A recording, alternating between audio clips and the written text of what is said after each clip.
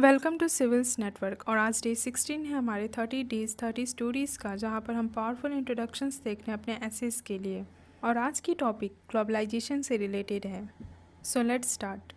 In 1991, India faced severe economic crisis. Foreign exchange reserves were so low that the country could barely afford 2 weeks of imports. To escape the crisis, Prime Minister P.V. Narasimha Rao and Finance Minister Dr. Manmohan Singh introduced the LPG reforms.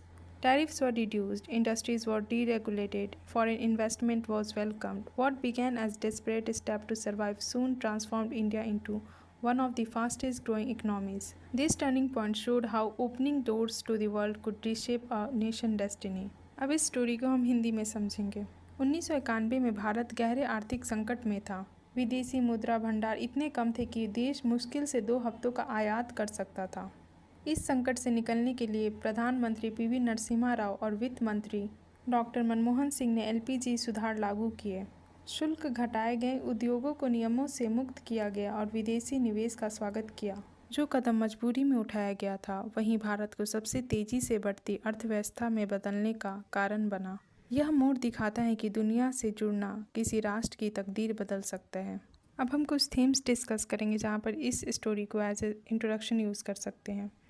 Themes जैसे economic reform of 1991, impact of globalisation on India, India's economic growth story, LPG reforms and their consequences, globalization and the middle class, opportunities and challenges of globalization. Do subscribe to Civils Network and press the bell icon. Join our target 200 plus essay course to score maximum marks in the essay and master the art that decides your rank. The course is available in Hindi and English medium. To avail the course, download Civils Network application and follow for more information.